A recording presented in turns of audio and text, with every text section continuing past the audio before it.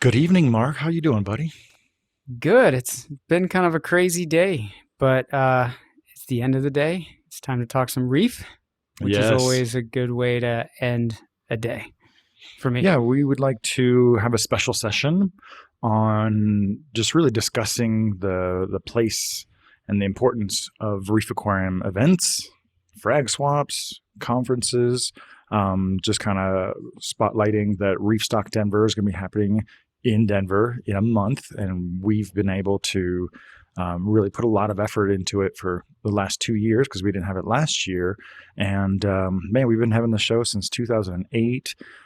It's just a really fun show that focuses on all the best parts of reef aquarium events, which we'll get into later. But in the meantime, if you want to do some multitasking, head on over to reefstock.show for more information and learn about the speakers and the companies that'll be there. And yeah, we're going to talk more about the events, but we're going to start it off as usual with what's going on with our tanks. Small talk. Yeah. You want to start? Or you want me to start? I mean, I can go ahead because I just completed, it's a personal challenge, not necessarily a community challenge, of building up a micro reef. First of all, I take offense to the word micro because that's bigger than nano. But I'm showcasing it as the smallest reef tank possible. So internally, I'm calling it the plank reef. So those of you who follow cosmology or quantum field theory, you'll know that the Planck length is the smallest possible length, in our world. And so I'm like, all right, this is the plank reef. This is as small as it gets before it's just like, not really practical. First of all, this tank is not practical. And so just to take it from the top, it's built like PNW Custom. And instead of being a very, very, very small all-in-one nano tank, it is more of a miniaturization of a typical reef tank. So it's reef ready, right? So it's got a tank with an internal overflow box, drain box. It's got a little stand, and inside the stand is a sump. And just so happens that the one I received was customized with the Reef Therapy logo. Thank you very much, Harley. It's not absolutely, so we just put out the video today. It's doing really, really well. If you want to see all about that tank, go to the Reef Builders channel. That video has hit the ground running. Dare I say it's viral, but it is not for everyone. It is not an easy tank to work on. It is probably going to be a challenge to keep up. But as a longtime reefer, this is the smallest tank I've ever set up, and it's 40 ounces. So we could call it the 40 ouncer. We could call it the micro reef. We could call it the plank reef. But yeah, it was really fun. Also, just kind of using some critical thinking to manage the temperature, manage the salinity, and trying to be very considerate about what corals to put in it. And it turned out really awesome. It's actually super strange to walk by. It's been done for 24 hours to walk by it and see a few small SPSs in there, some thin branches of Monopora, some thin branches of Anacropora, like, a jar with some zoanthids or some shrooms or a little bit of Cyphastria. All right, whatever. But when I see the branches, I'm just like, that's weird. In a tank that small, it's a little surprising. Yeah, I think the smallest I've ever gone is 5 gallons, maybe less. I don't know, but what you're talking about is tiny. But it's a good challenge, right? It's definitely a tank that will probably require a lot of attention, not a lot of time necessarily, but just keeping tabs Yes. on the salinity and the temperature and all that fun stuff. But that's a good challenge. Yeah, I was able to make a few, improvements right off the bat. So it had 2 drains, and it was just sucking air, right? And just the kind of bubbling inside the sump, which is causing some salt water spray that was mostly contained by the included lid. And but it was audible. So I just put some thin silicone on one of the drains, which caused the other one, the chamber to kind of flood up. And now it's just right at the perfect level where it's got a continuous siphon relative to the water draining, and just immediately was silent. It worked the first time. You know, how I Nice. was talking to Evan yesterday when we finished it. It's like, how often do you like DIY something? It just works perfectly better than you expected the first time. Anytime you DIY stuff, usually it's like a lot of finessing kind of back and forth. You know, it never turns out exactly like you had in your mind. Yeah, I watched the video. I enjoyed it. I also enjoyed the update on the rimless tank that you've got the fox coral and the bubble Mm-hmm. coral in. Yep. That was fun to watch. Uh, Yeah, like I said in the video, it would have been super easy to just put one coral in there that just kind of fit the tank. But I really wanted to channel my inner bonsai gardener and try to make it look more like a reef, but in miniature. And again, I'll just say it so many times. This is absolutely not a beginner tank. You'll really want to keep it in like a sheltered part of your home or wherever you keep it. But just like I discussed with the continuous siphon drain on the third of a gallon reef tank, between that, the salinity, the temperature, and managing the mineral balance either through water changes or by kind of boosting the evaporated water that goes into the tank, I feel like it really is an exercise, right? So if I taught a class in reefing, like officially at university, this would be a project because it's a challenge. And if you can keep a third of a gallon tank going with some stony corals, right? We don't want to overload it. Some of these concepts are really going to sink in. yeah, I think it's a good. What is it when you boil stuff down to the fundamentals, right? And then Distillation. distillation of reef keeping, right? Mm-hmm. And that might be a good exercise for somebody that wants to I guess do that. I mean, again, I wouldn't have it as like your primary tank, but if No, it's no, no, just no, no. something that you wanted to do for fun as a challenge with some frags that sacrificial frags, as I would call them, because you have, a healthy, thriving tank that you can kind of pluck from. It'd be Mm-hmm. kind of a cool thing to do. I've always been fascinated by the vases that people are doing. I follow some of those. I think Randy Donowitz on Facebook, like he's got some of his students keeping like a little Aptasia jar, Mm. and I thought that's really cool. But just the whole, I mean, I've always been fascinated by little microcosms, right? Like Mm-hmm. or the glass things that had the Oh, the Hawaiian ecospheres. shrimps in there, the The ecosphere. ecospheres. Yeah. Yeah, that stuff just always fascinated me, and I always thought it'd be, back then it was all just in magazines, but it would have been a fun challenge to see how long people could keep them running. Because I had heard of people keeping them going for like 2 years, which is Oh no, I've heard people crazy. keeping them a lot longer. Really? Yeah, yeah. Those I haven't seen one in a long time, but yeah, those are really cool. And it's funny because those kind of products are marketed as an educational tool, because everything educational gets a pass. But they really are, right? You have a little bit of algae and a little bit of shrimp. You need to put it in some light, but not too much light so it doesn't get too hot or the algae doesn't overgrow. And the shrimps themselves could, reproduce. And I can't remember the exact number, but I remember hearing some astounding figures attached to those ecospheres. So that's what I'm up to. I'm actually making a tiny bit of progress in the 400-gallon tank. My plan is to have it at least like version 1.0 scaped in time for reef stock. And I won't be married to that aquascape because I feel like there's still a lot to learn. So it's funny to be working on a 40-ounce aquarium at the same time I'm working on a 400-gallon aquarium. We talked about this a couple sessions ago. I got that 60 breeder from Aqueon. I got it from Petco, but it's by Aqueon. And so now I got the sump, and it's just time. And I tell a lot of people, especially if you have multiple tanks, it's an exercise in restraint. As an aquarist, as a hobbyist, it's just so easy to set up that next tank, but sometimes you get overstretched. And so it Yeah. took a special kind of reservation not to set up that tank so I could focus on the ones that I have. But now the only thing that'll make my current tanks better is getting corals out of them, right? I'm tired of my staghorns hitting the surface. I'm not going to keep grafting them to each other. Now I'm just like, all right, each little atoll of, a tip hitting the surface is just pushing me towards like, all right, let's get these guys in a 30-inch deep tank with tons of flow, tons of room, and see what they can really do. So more motivated than ever to finally complete that 400. Nice. Looking forward to that. And you have some tanking happening in your life, correct? Yeah. So, probably my favorite fish that I can afford. Let me put it that way.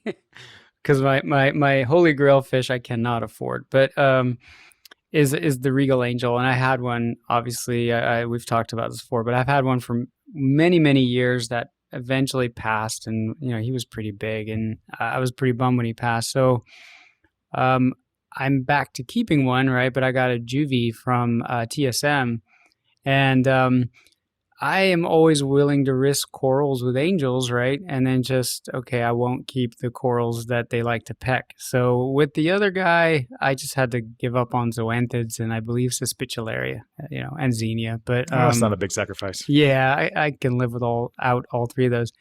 This guy's a little pecker, man. And I mean that literally. Like he's not really like taking chunks out of corals, but he just irritates the crap out of them. He's just sampling the menu. Yeah, and he's very indiscriminate. The good part of it is that he does it just kind of randomly, and I would probably never have noticed unless I had put my tank back into the busier part of the house where I can actually just sit in front of it, respond to some emails, look at my tank, and I can watch it. So I started to figure out, my large leather, he's taking polyps out of it. But the thing that kind of bummed me out is I just came to the conclusion, like I took some chances with this guy, right? I had a Trichophilia in there. I had some Micromusas in there, Blastomusa. He leaves the Blastos alone, but I took the Trachees and stuff out, and they were like, okay, they're just kind of hanging. But as soon as I put them in my smaller quarantine tank, they just, after a few days, went back to their big fleshy glory, and I was like, oh yeah, okay. Mm-hmm. So the only solution in that situation is to get another tank. So I thought, well, it'd be kind of fun in the basement where I'm at right now to. That's the only choice. That's the only choice there is. Get another tank. I'm sure somebody's like, get rid of the angel. I was like, no, that's not a solution. So I don't mind that upstairs tank being softy dominant with a fish that I really am passionate about, right? So, but so I did order a shallow, like Frag style tank for the basement, and I'll put all my fleshy stuff in there and kind of make it like a little lagoon, like low flow, let them all, and then just stuff that the angel takes a liking to ends up there. So, so that'll be fun. It'll take me a while to set it up, and gather all the parts and pieces and get it going. And then the other fun part is that I could probably set up my laptop and mic in front of it so that people don't always have to stare at my couch. Fun. It's a nice couch. It's a really nice couch. I love those pillows. Yeah. No, but just to change the scenery on occasion, because I don't do it upstairs because my kids are noisy, right? Nobody wants to listen to kids in the background while they're trying to get their moment of zen with a podcast. So unless it's a parenting podcast. There you go. Yeah. The other stuff, I think I wrote some stuff down. Oh, I really inspected my clams back in the day for pyramid snails, and I didn't find any. And I get out like a magnifying glass, and I just go. I was really scrutinizing them. Can you describe what pyramid snails are for those listeners who might not be familiar? Yes. So pyramid, from the Pyramididae. It's a mouthful. I've never gotten my tongue around it. They're like these, and they're named that because their shells are like those long conical kind of shells. AKA but they are rice snails. They look like little grains of rice. Yes, they're very tiny, and they're ectoparasites basically that feed on mollusks. So they feed on clams, they feed on your snails. And so obviously they're not a good thing, and they usually are problematic for clam keepers, and they usually come in on left wild unchecked, clams. your clams are done. Yeah. And if you buy like clams from, clam farms and wild clams, like odds are you're going to have to look for them. But, So, but what was weird is, and I texted Jake a picture the other day. One of my Astrea snails was just Astrea snails. Yes, um, was on the front glass and just munching away, and I just noticed he was covered in pyramid snails, and I was Just a like, little ring of yeah. rice beard just all around the orifice. So yesterday, I don't have a lot of snails. I went and hunted down every snail in my tank and put them in a bucket and went to town with a stiff brush and got all the pyramid snails off of them. And then I took my clam out, and ironically, my clam was spotless. Mm-hmm. I did I have like a sort of crushed coral bed, so I scooped up the crushed coral that the clam was resting in and just kind of replaced it with some fresh substrate, thinking maybe they're in the substrate underneath, or one fell off while I picked up the clam. I'm sure I didn't get rid of all of them, but it's a start. And then I I've been wanting to get. I know there are better wrasses, and that's another thing. If you're not familiar with pyramid snails, a lot of wrasses are really good predators for them.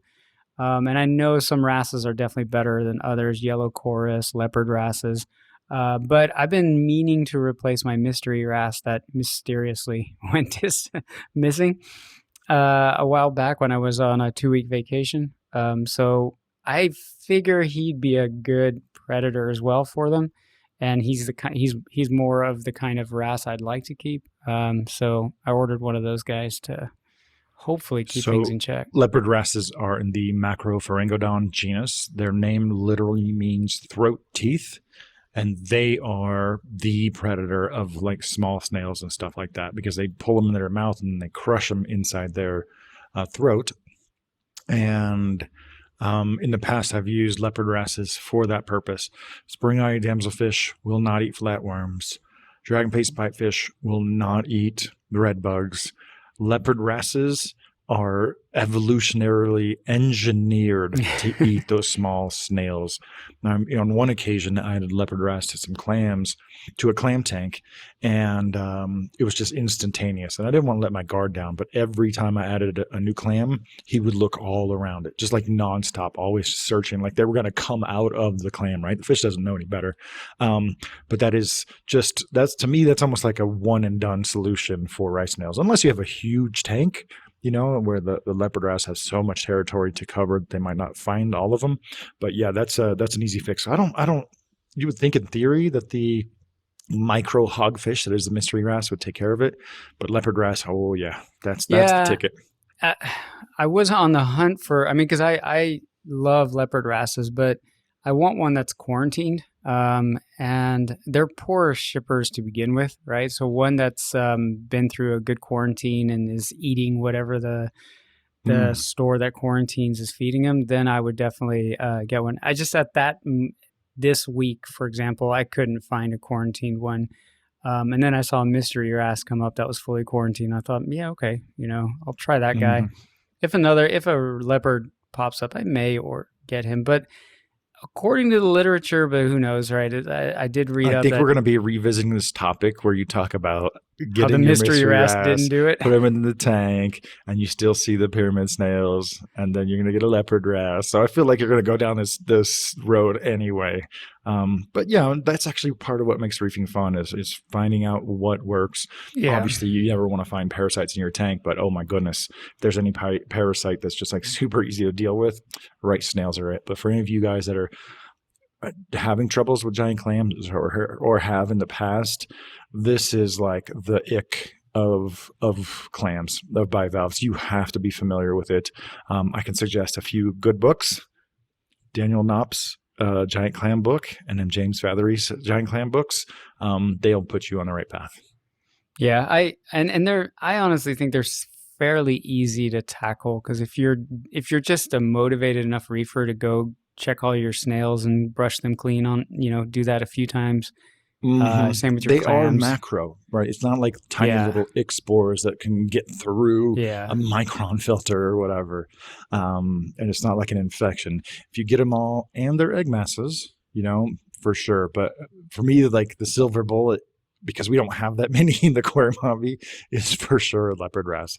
But I really feel like there's still you have another high tech, high energy SPS tank in your future. I feel that in my bones. You've had so many great examples in the past. I'm excited to see what you do. And actually, I don't know if I told you this, but I made you a frag of the hoaxami.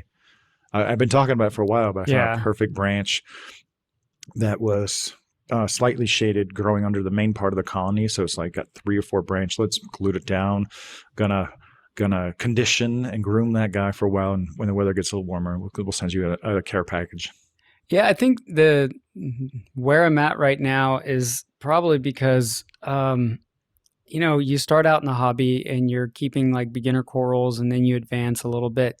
And then, I mean, right when I think we were getting started, they were solving the riddle of SPS a bit more, and they were Are they becoming possible to keep alive? yeah. And then all of a sudden we got maricultured from the Solomon Islands, and so I just went full, head first into SPS.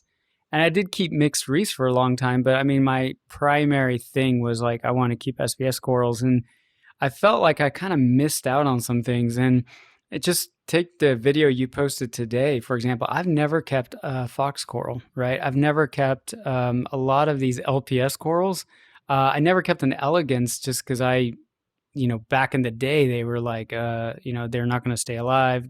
Don't even Well, try. they are a double-edged sword. If they Yeah. do well, they get so big so Yeah. fast.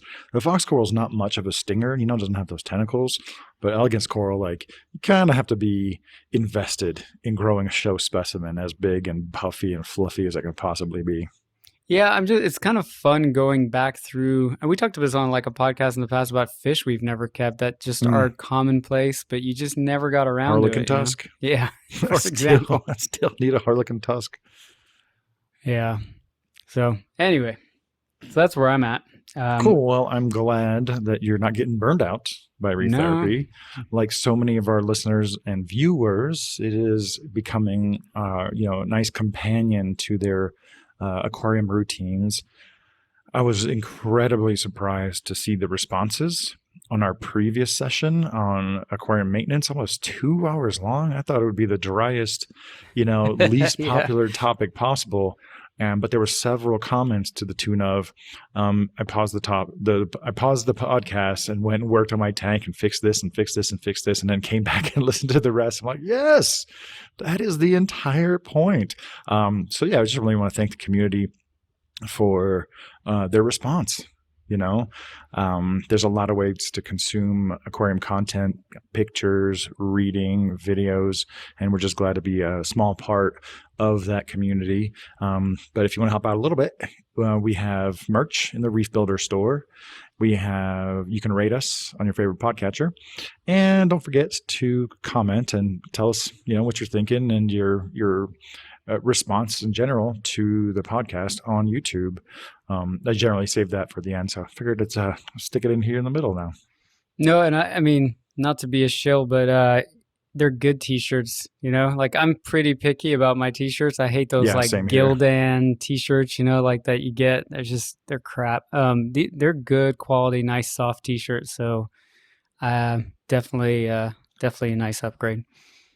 Okay, so before we dive into the the main topic of this session, we have to talk about the issues that salt manufacturers face. And what's bringing this to the front right now is the Turkish blend of Pro Reef by Tropic Marin. Two things that I want to front load this discussion with is one, every manufacturer's had this problem, right? If you're blending salt, that salt comes from a chemical supply manufacturer, and they're getting it. We're talking mostly about sodium chloride because that is usually, not usually, is the vast majority of the elements that it constitute a seawater mix. That comes from a mine. Sodium chloride, salt, that comes from a mine. So there's all kinds of contaminants that can arise. But two, actually, let me finish that first point. Every company has had this issue at some point or another. I'm not going to name names. I'm just going to say like every single one of them has in the past or periodically experiences these lapses in quality. And two, kind of the irony here is that tropic marine was always the fallback. If you had problems with salt, because I've seen it happen with all the other brands, it was always like, okay, switch to tropic marine for a while because that is just, certifiable, clean, awesome. And maybe it's just a sign of the growth that Tropic Marin's experienced, at least in their salt division, and how popular it's gotten all over the world, that they had to expand production and open up outsource the salt to a Turkish manufacturer. I don't know if they own it or is subcontracted, but the point is the Pro Reef formula specifically. So not the classic Reef sea salt, nor the bioactive. It's just the Pro Reef version started having some issues. And some of these are just hard to pin down. They're hard to pin down. Yeah, I think you said it, and I was thinking it before we even got started. I look at it as growing pains for a company that's been very consistent. I use Tropic Marin Pro, Coral Pro or Pro Reef, whatever it's called, Reef Pro. I don't know, but that is the brand. I should know the name because that's all I use. I buy it at full retail at my local fish store. I was an Instant Ocean customer for pretty much most of my life, and then I switched just because I liked how consistent and clean it was. Right. I guess two things for me is one is now there's people on the forums that have lost a lot of corals, and we're talking like a high monetary value, and that's tough, right? Because you put your trust in a brand as being the most consistent, and so you feel a bit burned, and I can certainly empathize with those people. For, I guess, the rest of us that are kind of like, well, do I switch salts? One, to your point, it's not like you can get away from the potential problem or risk by switching brands. And my opinion is, after this event, I would argue that Tropic Marin will be even more consistent and probably be the better choice, right?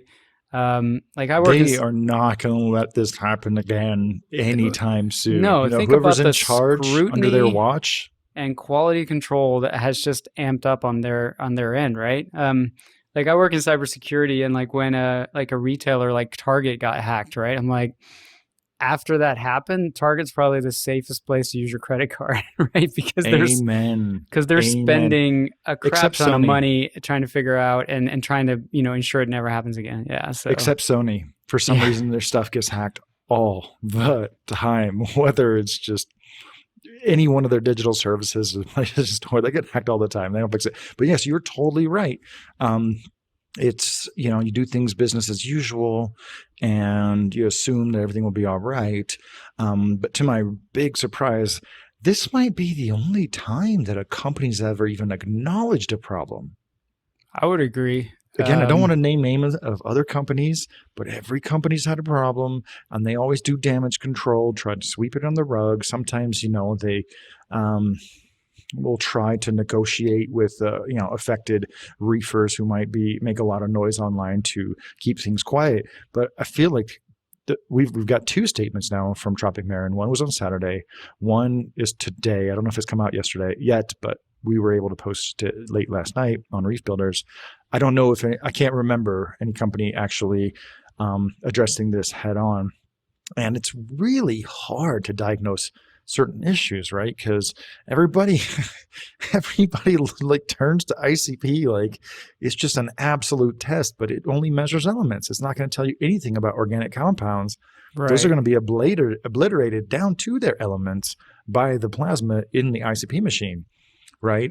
And I do believe that there have been a couple cases in this episode where ICP tests have revealed high levels of iron and manganese. Normally, those are actually beneficial contaminants to a certain degree. This is something that people attribute to Europeans have no problem growing flower pots all this time, but we haven't because we didn't have those enriched manganese levels. But the other thing with iron and manganese is they can quickly get absorbed by your corals and your rock and your sand. It might be too much. And so you might send that sample away and the iron is already completely absorbed by your tank, and it's not showing up in the results. But just because your coral's absorbing it doesn't mean it's good for them, right? It's just binding It's a to the moving minerals. target, right? Yeah, yeah, that's a really tough one. But I was actually super impressed and kind of surprised that Tropic Marin in their second statement said that they believe that the problem traces back to April. Not that they knew since April, right? That's a really important distinction. They've just kind of been looking backwards at maybe comments from users, and I feel like that was a really courageous thing to do because so many people are going to come out of the woodwork and be like, "Oh, if you knew your salt was bad for half a year, what blah blah blah." You can fill in the blanks of the haters and the flamers. Yeah, the only open-ended question, I'm sure they'll get, I mean, it's only been a couple of days, like, let's give them time, but they talked about the brown residue in the clay, which is actually quite common in a lot of salts. I think it's A used lot of for salt. it's from like those sodium chloride mines. It's like an anti-caking or something. I don't know, but some of the users that I see on the forums are complaining that the bucket has a different smell and it's very citrusy. And the ones that have had issues with their coral, I mean, I might be wrong about this, but those were the ones that were sort of commenting about that. So I'm kind of curious, is that the clay itself as well, like that you're smelling, or I just haven't heard them really address that citrusy. Like I would be kind of weirded out if I opened up a bucket and it had like a citrus like smell. I'd be kind of Actually, that's hesitant. one of the things that drew me to Red Sea salt back in the day. It has You'd this, open it up. Well, a lot of salts would, they have that chemical feel, not necessarily a yeah. smell, but it's usually that magnesium chloride that's exothermic, and it just kind of burns the nose or burns the hands a little bit. For some reason, Red Sea salt just smelled kind of fresh. Maybe that's not how salt should be, and I'm not sure if that stands today. But Yeah, you and know, I don't know, I'm just curious about that. I never really saw an explanation on why that could potentially be. And maybe chemists can chime in or something. I don't know. I just thought that was kind of peculiar. But at the end of if the day, Trump I'm not going to stop using it. So, Did you check to make sure? All right, also to be clear, this was only batches made in Turkey, which are clearly labeled on the box, which is what helped reefers first identify that there was a problem with these specific batches. That's how I got the name of Turkish blend. Did you check your box to make sure it wasn't made in Turkey? yeah. So they had, remember when you couldn't find it anywhere for a No. while? Nope. Oh, well, here in my neck of the woods, like none of the stores could get it. It was sold out at Bulk Reef Supply and other vendors. So I switched to the blue bucket for a while, and then one day I just randomly went into my local fish store, and they had a bunch of the buckets. And this was before the Turkish plant went online. So I think I bought like 3 buckets of the German stuff. Again, I didn't know about German Turk or anything. So I checked and they're all German. But again, I don't, I mean, I'm not necessarily going to go buy a box of the, as you call it, the Turkish blend, but I'm still going to be a customer there. It's just because I, like you said, it's not like I'll avoid the issue necessarily with a different vendor.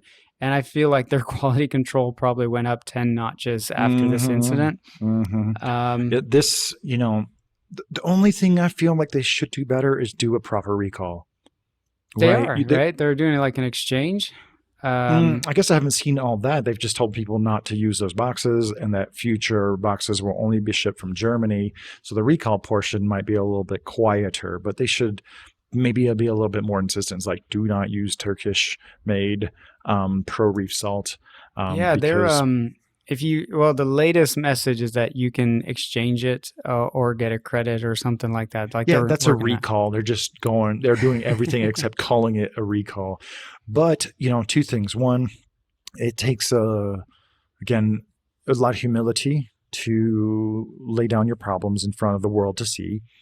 And two, what's interesting about this is if Tropic Marin is fully transparent with what they discover, the problem they're having is not unique to them, right? It's going to be something that could be, the source cause of problems we've seen with other salts, right? So if they're fully transparent and say what happened and say what was the root and what was the cause, that might instruct and inform all manufacturers on things to do and not do to avoid, because you've heard it before for 10, 15 years. Oh, I just did a water change, and it's usually SPS that show first. Polyps retracted, a very unusual, dieback from the tips, and sometimes also the base. It's just like a weird style of erosion, or recession. And when you hear those symptoms, you and we automatically go, oh yeah, that must be a salt problem. I think the only company that I'll put on notice was Aqua. Was it Aquacraft that had the problem, or Crystal Sea Marine Mix? That was one of the first I kind of could name a publicized. few, but No, yeah. I'm talking I about like won't. in the heydays of Reef Oh Central, yeah. um, Crystal Sea Marine Mix, I think it was. Yeah, I think Now, Ron Shimmick was it wasn't pushing Aquacraft. Sorry, everybody to Michael. them, right? Wasn't Oh, it? is that now? I think it was Dr. Ron Shimmick was pushing everybody to Crystal Seas. I remember, yes. Yeah. Now there was someone who was just like, I don't know, just unusually enthusiastic about this particular brand of salt, and a lot of people used it, the Crystal Sea Marine Mix, and it effed up a bunch of tanks. Yeah.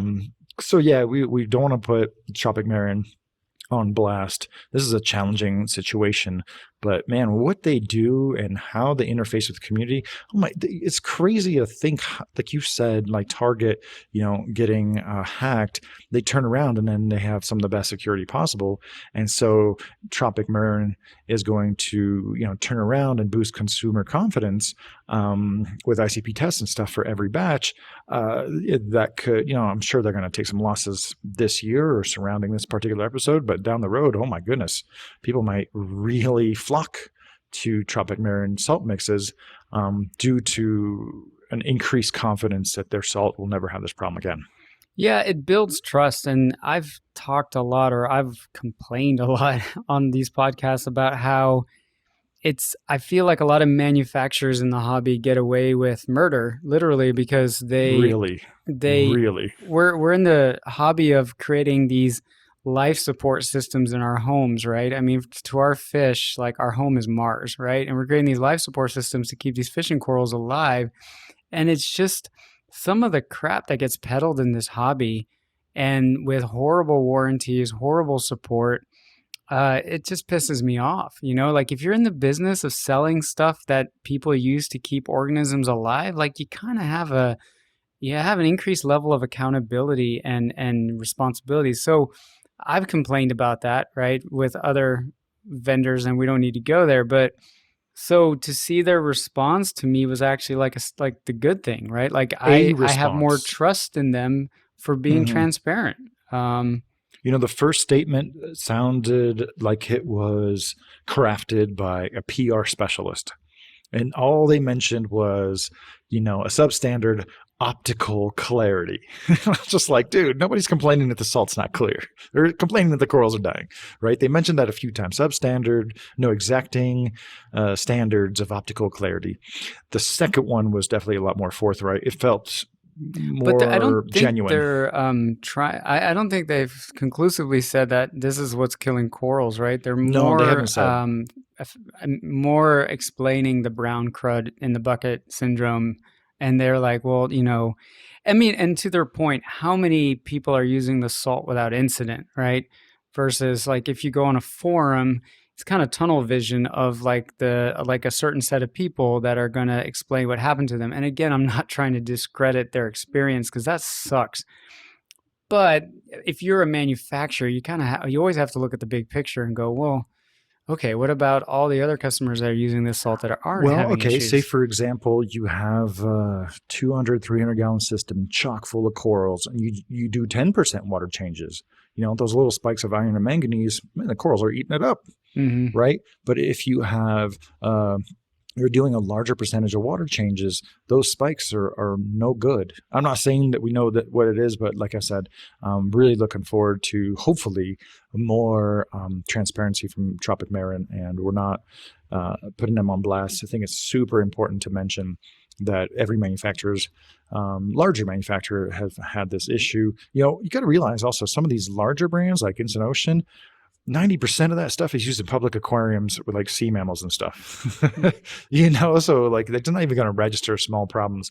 But some small batch manufacturers, my favorite, salt that we use here at the studio is Accuracy One by Two Little Fishies. Never had any problems, but they're also not on the same level. They don't have multiple production facilities getting their ingredients from multiple sources, and they have to check them all. So can't really compare the small batch manufacturers to the big guys who ship more in a month than others do in a year. Yeah, and it's no secret that this salt became extremely popular in the last couple of years, right? So probably due to the problems that other companies were having, and Tropic Marin was the safe one. Was always the safe one. Yeah. Cool. I think that's enough on the salt. And again, just to spotlight Reef Stock Denver happening here in just a month from recording, we want to talk about the special place that events have in the reef aquarium hobby and community. And I'd like to start off by asking Mark, what was the first event you ever went to? Oh, man. I think I showed it once. Was it 2000 or 2001? I forget, but it was in Fort Lauderdale, and it was MACNA. Mm-hmm. And I was just a wee lad. No, I was. How old was I? I don't know. You were fresh out of college. I was fresh out of college. And, how many people were there? Not as many. I don't know. Maybe a few hundred. Yeah, like. a few hundred. Yeah. But it was interesting because the internet reef keeping world was sort of, there were forums, but it was just starting to take hold. Because I remember I was still we hadn't even hit Web 2.0 yet. Yeah. So it was still very magazine heavy and book heavy culture, right? So I knew all the authors and I knew all the. Did you bring any books to get signed on your first MACNA? No, I did. That's how I met Julian. I think it was MACNA 2003. That was like top of my list as I had a stack of books. I think it was like Scott Michael, Julian Sprong, and maybe another one.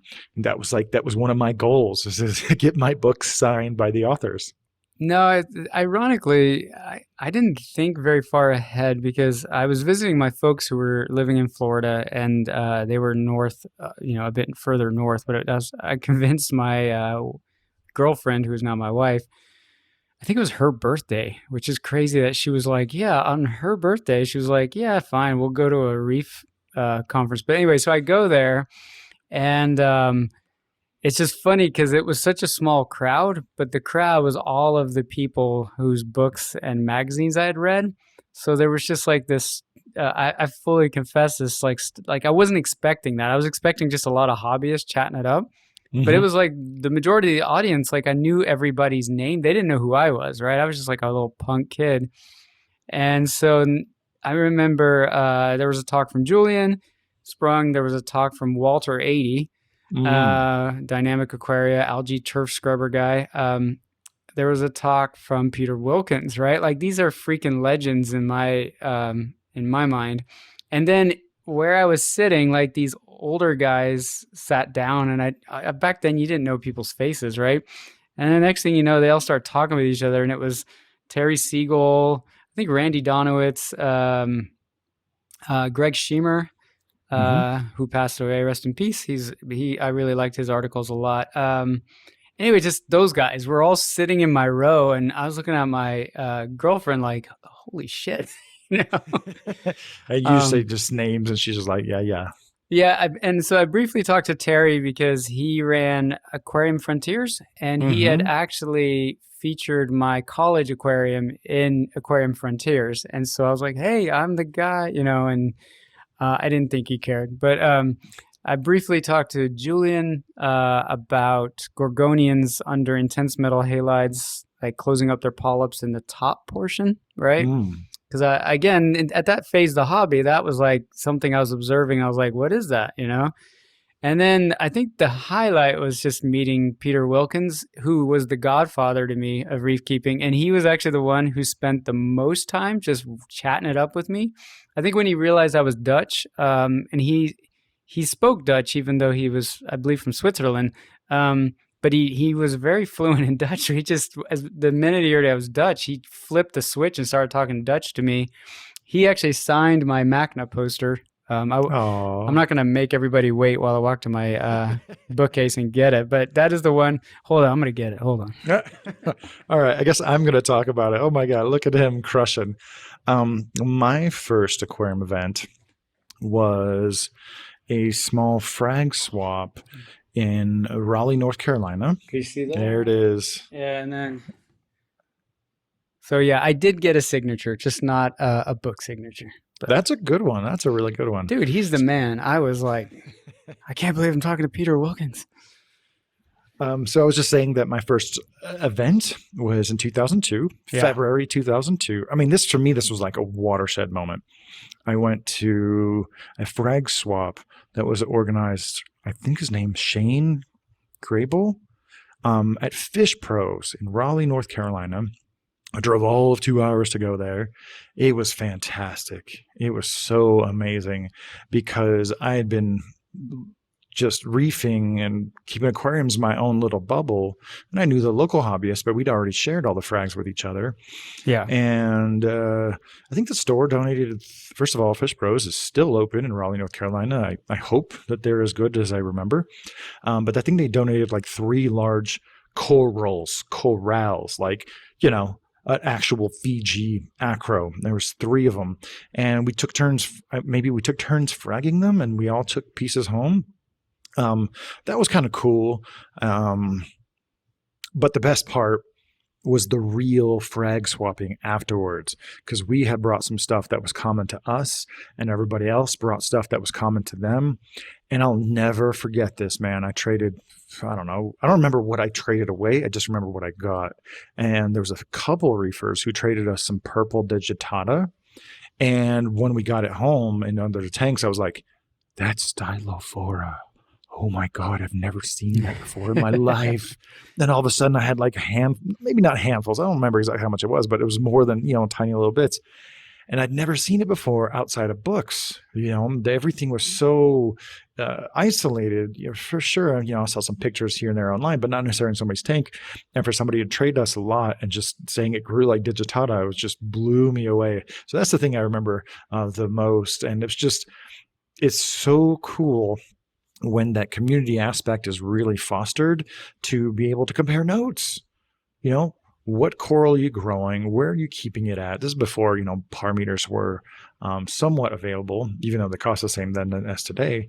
And just really compare notes. And that was really cool. The frag swap, like an actual, everybody brought corals. I still remember there's one guy, his name was Brian Edward. He was a little bit of a show off because he had brought like giant caps and all this stuff that was way bigger than everybody else's because he was hacking down his reef. He was definitely a few steps ahead of the rest of the participants, but he ended up, he just getting rid of them for whatever frags he could get. He wasn't trying to get the frags. But that's the cool thing about the community. You're always going to have some reefers who are just really prolific and they're not necessarily looking to payment, and just up and coming reefers who brought their prize 2 or 3 little chips of this or that, and they're so proud of it. And just being able to trade and compare notes, that's something that is a little bit lost in today's events.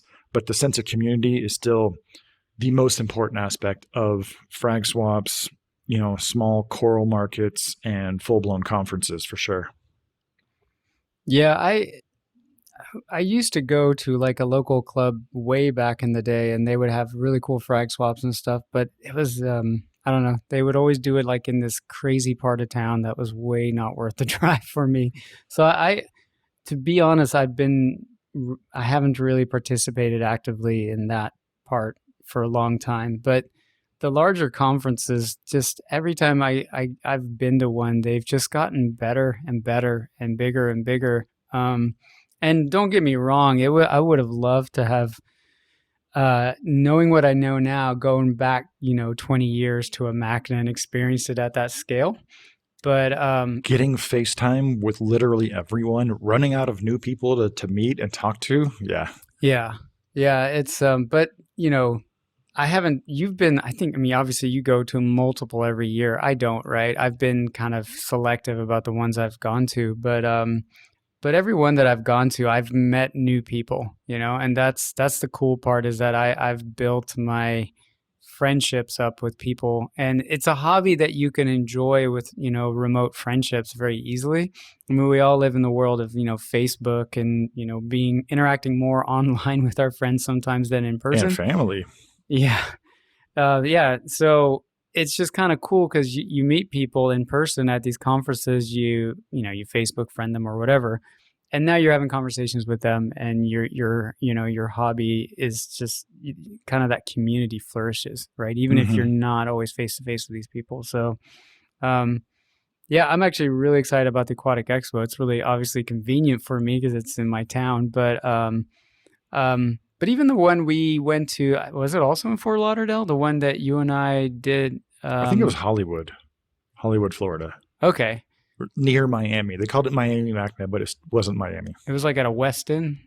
It was Yeah. nice, like right on the beach, super Yeah. fun. That, I like the ones in Florida because you get all jived up about corals, and then you can just, because even this one, right after the conference, I hopped in the car and I just went down to Marathon and went snorkeling with some giant parrotfish that were crunching on some Fun. dead corals. And then the last one, I guess, in Hollywood or wherever it was, I remember we all went in swimming at the beach and we found like a little pufferfish like cruising around in some floating sargassum, and like it would only, nobody else on the beach would care, but a bunch of reef nerds were like, "Oh, hey, baby pufferfish." So, little spiny guy. So so I went to my first MACNA in 2003. That was really cool. I got to really cut my teeth on Where was that? Louisville.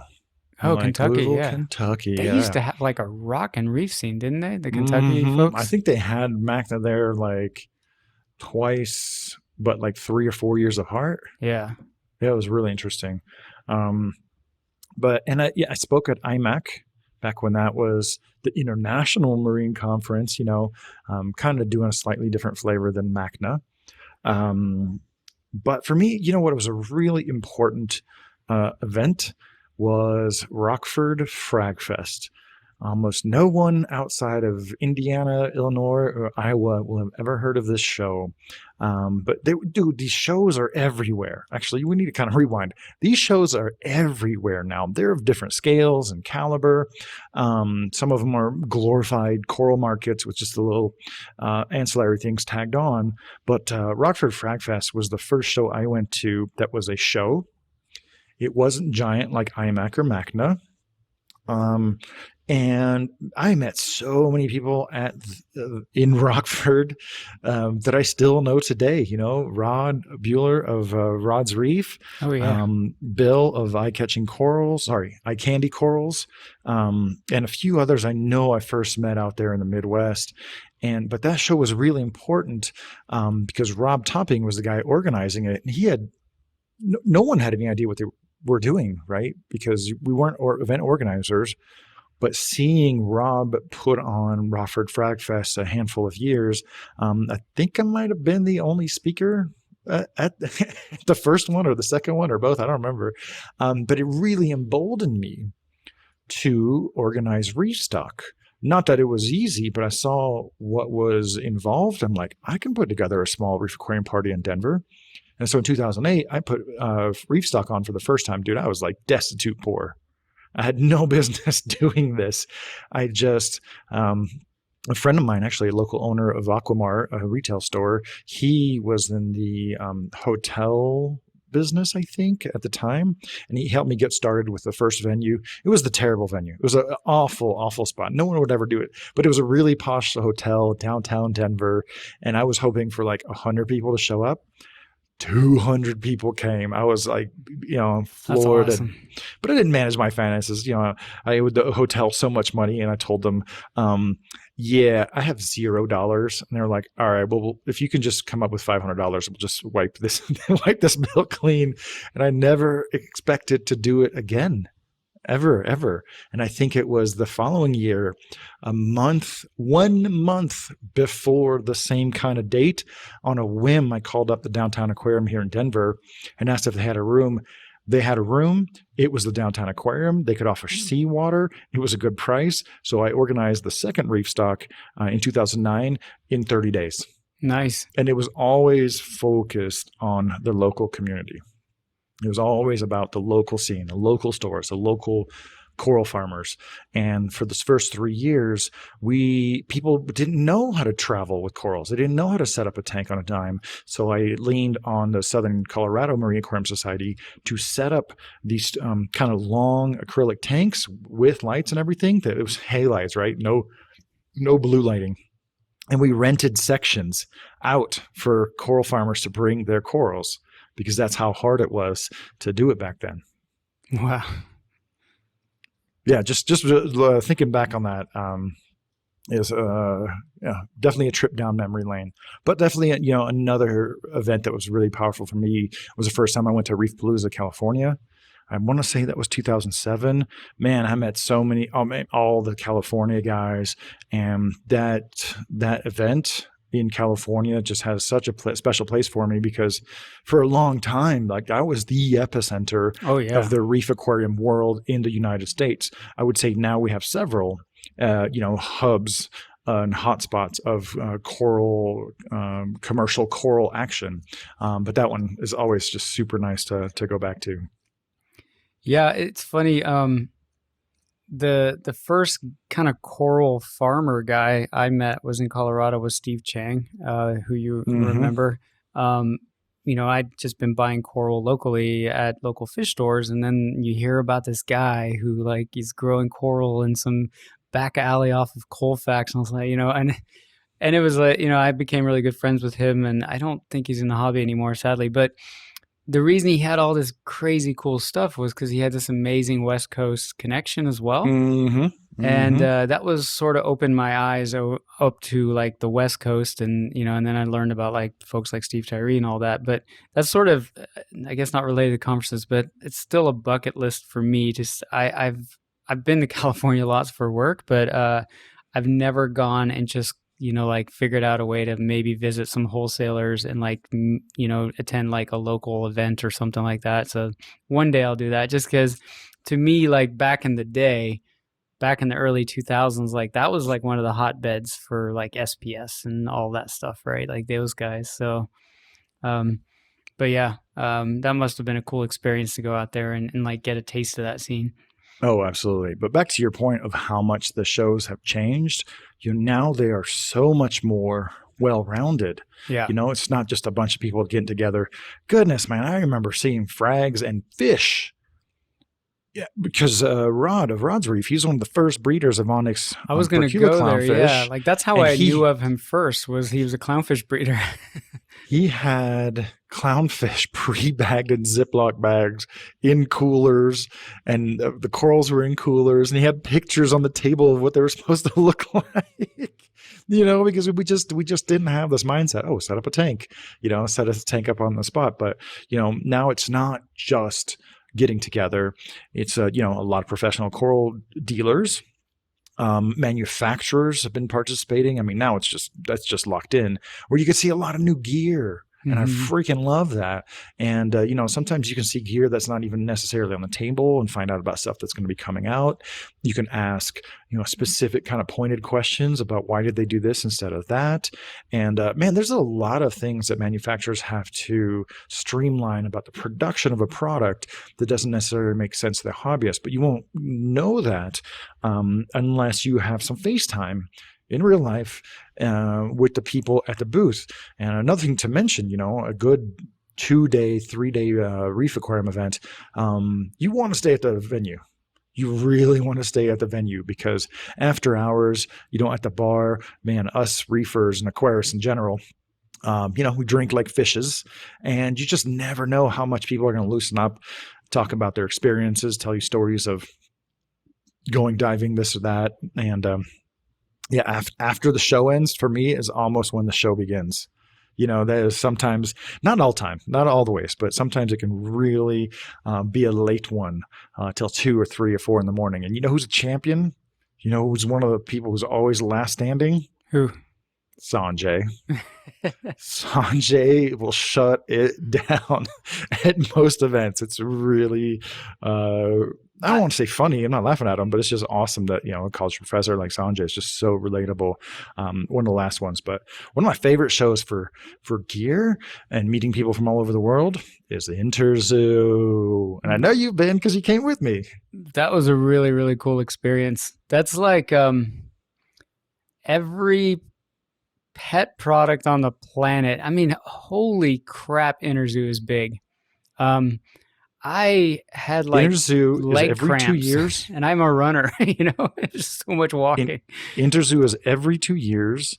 And imagine all the domestic coral events in one place times 10 minus the livestock. Minus the livestock. So not too many live displays. Um, but yeah, it's just crazy. It's, if anybody follows like kind of tech news and CES, there's always like these content products that are, put out there, just kind of gauge the feedback from the public. And so Interzoo is one of those places where you can see some crazy, crazy concept ideas. That's where I first got the bug for automatic filter rolls, seeing them at pawn booths in 2010. And it was David Saxby who asked me, "Hey, did you see anything cool?" And I took him over to this booth. I think the company's called Genesis. They focus on ponds. 2 years later, D&D had a flat pack version of that automatic filter roll made for them by Genesis. It was $1,000. It worked on gravity. As the water's kind of flowing down, it would turn a wheel. And, you can imagine all the problems. And like here we are 12 years later, how much more refined. And automatic filter rolls still haven't really had their moment. It's still kind of a niche thing for very adventurous reefers, but you get to see a glimpse of the future there. Yeah, we saw Um, the Gyre prototype. I remember it was made out of like a clear plastic, and and I think it was called Hydro Thruster or Riptide or something like Riptide. that. Yeah, Yeah, that yeah, it rings was a called bell. something weird, but Yeah, I saw it and I was just like, "Yep, that's the future. That yeah, is that was freaking cool. awesome." But it's also super cool to just get to know the companies behind Red Sea, and they have reps for like every big territory. So if you talk to those reps, they can tell you what's big in those particular countries. Um, CChem always has a huge presence. All those German companies that you don't really hear about here in America. Dupla still very big, handling a lot more of the freshwater stuff. God, I'm a little bit rusty because I haven't been to reef shows like I used to over the last 2 years. The So yeah, thing super. that I've found funny about Interzoo is because we're running around trying to write up about new products that we see, but you start to get to know like, oh, the guys that run this booth have a coffee machine and they have really good coffee. Mm, And these guys, they have like beer, so when you're all said and done, uh-huh. just make a quick pit stop and they'll happily pour you a beer. The Yeah. Belgian booths, like so Ocean Nutrition EU is based in Belgium, and they had Belgian beer, and it was like so good. I mean, they literally have taps in the booth. The French would have, really great like kind of finger food and pate and things like, if you're into that. The Italians always had like espresso machines and, good chocolates. And we're getting a little bit off topic, but events like Interzoo and some of the private ones, like Global Pet Expo and Backer. I'm not sure if that's still going on, but that's a great place to plug into the professional, commercial side of the pet industry overall. So if there's any stores, or store employees or owners listening, that's a great place to network within the national scene. Yeah. Going back to your Sanjay, and I won't mention names, but I remember the Atlanta Macna.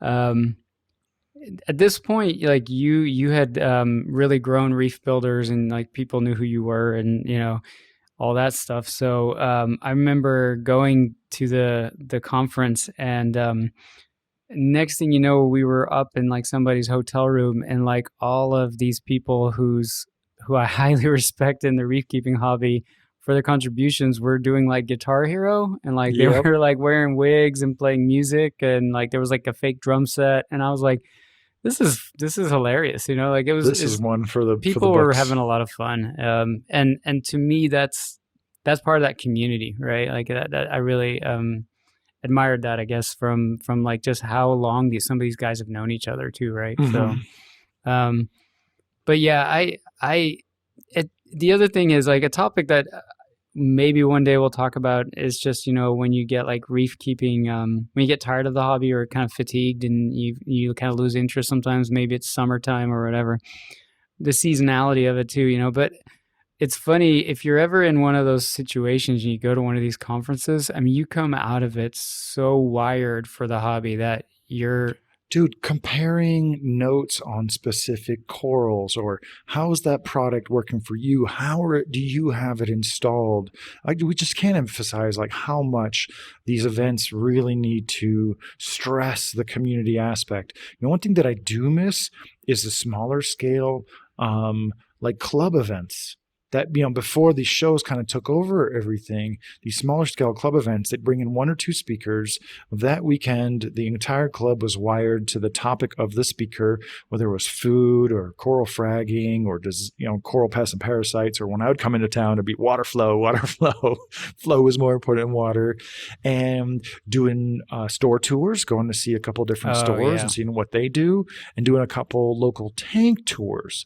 And sometimes it might be like, up and coming coral farmer, but just, yeah, comparing notes, like you're totally right. It just wires you up to, out of the same old routine with your local scene where you've already shared frag with everybody. You probably are all using very similar equipment, very similar techniques. I guarantee you, Germans come over here or we go over there, or Netherlands, you will see the same corals looking completely different, totally different scape, totally different equipment, totally different results. You're still growing, you're still colorful, but even like now with everybody using LEDs, they might be running a spectrum that's more typical of that region versus us. And just like together, that's the super exciting part. A coral is a chameleon depending on how you keep it, especially corals like fish. Yeah, whatever. We know fish husbandry. If you got it healthy, it just looks like the picture, right?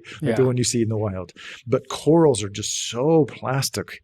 They're so flexible. And that's like super exciting. Like how many times have you and me personally, grown a coral for a while and just like, yeah, it's okay. It's cool. I know what it is. And then you see it in somebody's tank and you're like, oh my God, I had no idea that's what it could do. Yeah, it's always the worst when your buddy can grow it better than you. you know, Not the It's the worst, but best, actually. It's the yeah, best. it's frustrating sometimes, but yeah, no, it's and part of that is, again, we're all so isolated. I mean, I won't even bring up COVID, but just in general, everything's gone online, and it's less about well, okay, let me preface this, at least my personal experience. It's less about hanging out at somebody else's house and checking out their reef tank. For me, I think there's a lot of hobbyists like me that don't do that a whole lot, right? Like we don't go barge into other people's houses and hang out, drink beer, and like look at their reef tank. It used to be like that, but there's just a lot less of that going on. But I get a taste of that when I go to these conferences and I'm talking and I see corals that I've seen pictures of online all the time, but maybe I don't see them often in my local fish store. And I'm like, oh, now I get why there's so much hype about this coral, because I finally got to see this rare coral in person, and I see it with my own eyes. I don't see like that, image on a screen that doesn't do it justice. And so it's Well, just, yeah. we can wax poetic about how things should be, but I think it's easy to say that for the vast majority of people, these coral events are all about the coral market, Oh, for right? sure. Yeah. And you get to see all kinds of different corals. You get to see the same coral in a bunch of different tanks. And so it's a little bit of a stopgap to talking to just a pure hobbyist about how they do this and that. But, seeing, let's just say, UFO micromusa, which I saw in a ton of booths a year or so ago, and the prices were kind of ridiculous. But that's another thing. You see these hype corals that are rare and expensive, and then you go to a reef show, and depending on the event, you might see that same coral in like a dozen booths, and they all want too much money for it. And then it was like, oh, okay, in a year or two, this is going to be a premium frag, not a limited edition, Richie Rich kind of frag. But I love when people bring wild corals too, because I'm always into those oddballs. I don't know how many reef shows I've gone to. I'm like, I'm not going to buy anything. There is nothing that could make me pull out my wallet. And then if I find one coral and I know I'm bringing them back one coral, then I'm going through the motions of packing it up and checking it in and getting it home one way or another. And one coral will snowball into 12, and then like I will buy corals I already have sometimes because I have a bunch of tanks and I want them in different tanks. So if the price is right, I'm like, oh, I'll invest in more Bizarro Cyphastria. Yes, please. Thank you.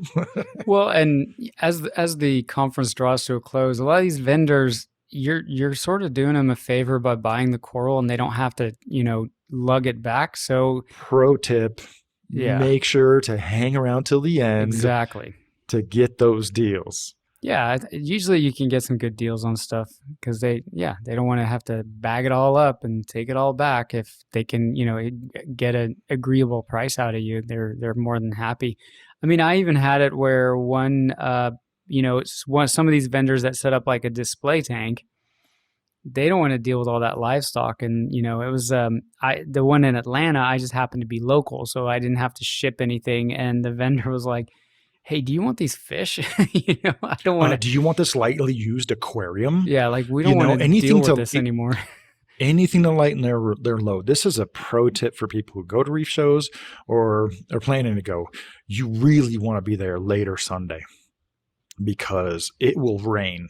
And sometimes free stuff. And when I was younger and I didn't have as many tanks, I would book my flight to be hours after the show ended so I could loiter around and harvest all the swag that might be available. But also with the corals, another tip for the young ones is these corals, they don't have fixed cost. The wild corals, maybe they have fixed cost, but the corals that are grown, they're like produce. Right, depending on the season and the demand, as soon as the people start thinning out at the end of Sunday, or even at the beginning of the day, ask them, how much is that coral? And then ask them, how much for two, or how much if I get three? There's no fixed price attached to most of these corals. There is not, God, I can't even think of, obviously I get treated a little bit differently, but I can't think of any coral dealer that won't at least entertain a basic 10% discount if you buy two or more. Like you can get 10% off usually if you buy two or more, and cash. If you bring cash, you are going to get a better deal and a little bit more negotiation power. God, I'm so excited for Reef Stack. Just talking about reef shows now. I guess the one thing we haven't talked about is, mad props to the folks that do have the vendors and the exhibitors, right? Because I think it was the Florida conference that you and I both were at, where I got through you kind of a sneak peek of everybody doing the work to set up their booths. And fascinating. Do you know how much work it is to set up a reef tank for like a 2 to 3 day conference, and make it look good? I actually do. Right, you do. I guess it was more of a rhetorical question, right? But the amount of effort that these people put into lugging this stuff, they've got stuff coming out of trailers, sourcing salt water, setting things up. Dude, it's so much kudos to these folks that put on a good show, right? And have a good booth and a good exhibit to enjoy. And it's to me, miraculous. It's like, right. If you rewound the clock and told people 15, 20 years ago that we would have these events and people would bring corals and set up an instant tank that looked actually good, right? You would say, no, you can't do that. You have to cycle a tank. So going to a bunch of reef shows was part of what planted the idea in my mind that, you can set up a reef tank in one day and put corals in it day one. You're sure those tanks that they set up, if there's too many fish that need to be fed a lot, they're not balanced yet, but you can see some of these tanks, like especially over a longer show like Magna, they're set up on Thursday and they'll go Friday, Saturday, Sunday, and end of Sunday they could still be clear and all the polyps out and everything's fine. If anything was going to build up ammonia wise, you'd think it happened by day 2 or 3. Yeah. So going to all these shows is one of the things that really inspired me. As like, you know what, I think I could set up one of these tanks and just kind of keep it going. And now that's just kind of a regular operating procedure for me. Yeah. Yeah. And I think we hit it already, but if you don't have access to kind of sample a lot of hardware, you can get your hands and touch and tactile feel and really get and see different lighting in person and be like, you know what? I never considered that light before, but I really like the way that looks, or I really like the the apps that mounting control kit, them. or yeah, exactly. If you're at Kessel, AI, Ecotech Marine, or other booth, ask them to hold their phone. Ask them to, control the app, and you get a feel for what you can do with it in a way that just videos won't really convey nearly as much. Yeah. Another thing that's cool about the coral market is you could just use your eyes, not an orange filter taken under blue lighting, and just something that's been really doctored to look a certain way online. We've all been there, right? If you're listening to this podcast, you've probably almost certainly made some online purchases, and the coral arrives, and it's like technically looks like the coral you bought, but it looks more like the ugly step cousin of the coral you bought. Like it's like, all right, technically this is the coral I bought, but it doesn't look like that picture at all. So when you get to see stuff in real life, even if it's under a really blue light, I always ask, can you make it a little bit whiter if I'm taking a photograph, or I bring my own flashlights, multiple, because I have some blue flashlights and white flashlights to really get a feel for it. But that's, kind of next level stuff. And obviously, pro tip is bring some coolers so you can pack up the corals and just, wander around. Man, there's some people who are super serious about it, man. They walk around the shows with a rolling cooler. They they are prepared, like just really ready to hit the ground running.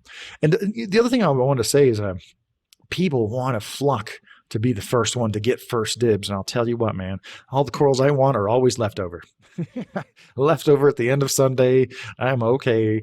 There's very few corals that I'm really hot for that other folks will really take a look at. A great example is like I will almost always buy purple bullseye shrooms, purple rhodactis. Everyone's going crazy for bullseyes and rainbows, or sorry, bounces and rainbows. And I'm just like, oh man, that's the bounce before the bounce was around. And I remember this one event, I think it was last year, this guy had purple bullseyes, rhodactis, with a little bit of a green skirt around the edge. He wanted $20 a polyp. He hadn't sold one the entire show. So I bought 3 for the price of 2. I think I wanted $20 a head, a polyp. It's because all $20 those a polyp. glow in the dark tanks, the Windex tanks, you don't get they wouldn't look good under a Windex light, right? So no, I have some right now in my little shroom room tank. They're black. Yeah. Because I made it really dim. Obviously, I want to warm up the spectrum over that tank. Yeah. But most important is that they're not getting too much light and all the shrooms look good. But yeah, under the blue light, they disappear. They're just as dark as the bottom. Yeah. So people with their orange glasses walk right by them. Oh, yeah. Oh, yeah. So that's another thing, man. If you have an eye out for something different, anything blue, purple, non-fluorescent pink is just going to get looked over pretty easily. So it's nice to spend a couple days, especially if you don't have that much experience looking at stuff. First day, you take it all in. Second day, you know what you really, really want. And I have a simple rule on whether or not to buy a coral. If I consider it 3 times, done, right? Consider it once, yeah, okay. It's twice, maybe. If I ask myself like 3 times, do I want this animal? Of course I want it. And then it's just a matter of price and being able to take care of it. Yeah, I mean, going back to the speakers real quick, even if the topic looks somewhat like, yeah, I know about that, right? I've been so pleasantly surprised sometimes going into a speaker and they have a topic and I feel like it's repetitive for me. and yet they say something that kind of makes me think a new thought, or they reinforce something that I sort of stopped thinking about or forgot about. Like, you know what? Hmm. That's true. Like, why don't I do that anymore?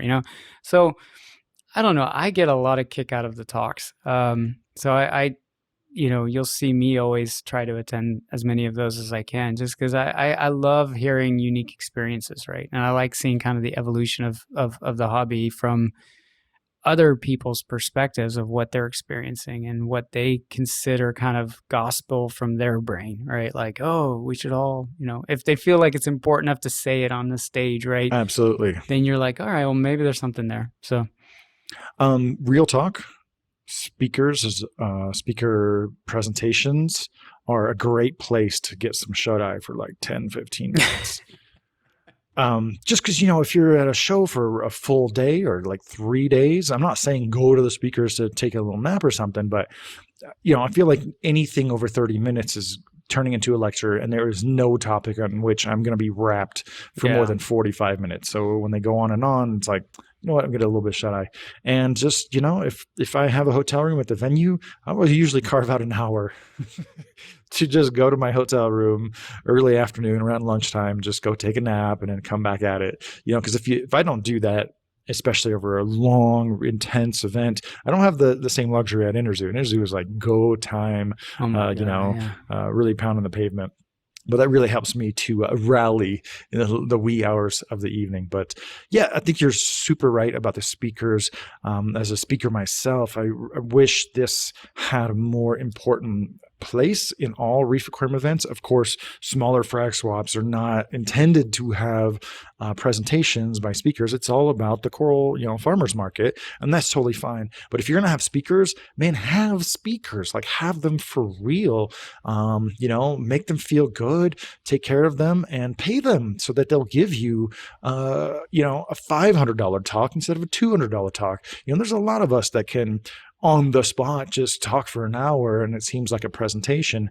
But when it's a little bit more structured, I think Magna's probably still the best at this.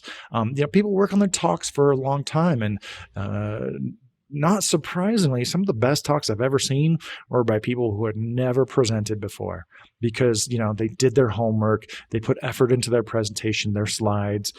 If you give a talk nowadays and you don't have one video clip, you just need to get off the stage. Like, you got to have some video clips. It's too easy to include one in your talk. But like you said, sometimes going to 1 hour talk to hear something they touched on for 15 seconds to 60 seconds, man, it could really bring attention to certain important aspects of the aquarium hobby. And the best thing about, we can see a lot of these presentations, especially the Magna ones, recorded online. But if you see them in real life and you have a specific question, you just can't even like put a dollar value on what it's like to walk up to that speaker afterwards and get some clarification, get some elaboration. And it's just, that's part of the learning process that we absolutely love.